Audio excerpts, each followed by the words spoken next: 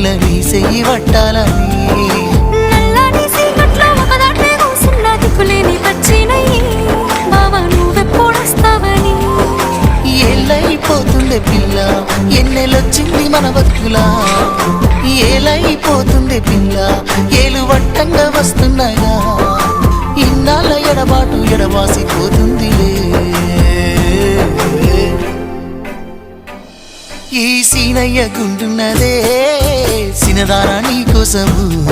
ఈ దూరాన్ని చెరుపుతూ తీరాల తెగిలింది అందాల ఈ మానవు